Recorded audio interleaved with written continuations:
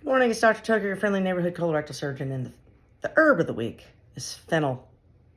You ever notice, fennel's not really a spice. I think in the past I've done some spices, but this is not really a spice. It's kind of an herb, and fennel has a tendency to show up in savory dishes. You'll find fennel showing up in savory dishes that have gas, bloaty vegetables in it. And you might ask yourself why.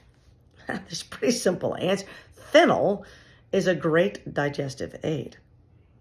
And so if you want a cruciferous vegetable, for example, cabbage or broccoli or cauliflower, those can give you gas, right? They're hard to digest.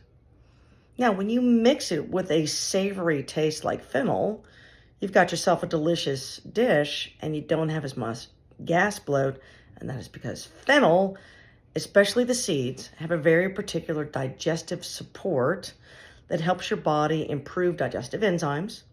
It also acts as a smooth muscle relaxant, so you don't get that crampy belly bloat gas problem. The gas.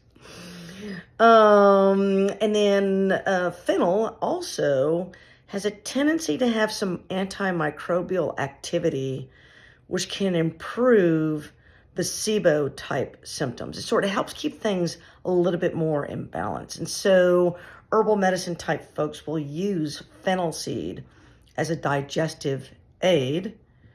And it is a great thing to have around, especially if you have a little stomach IBS type symptoms. Makes for a lovely dish. Soup, yummy.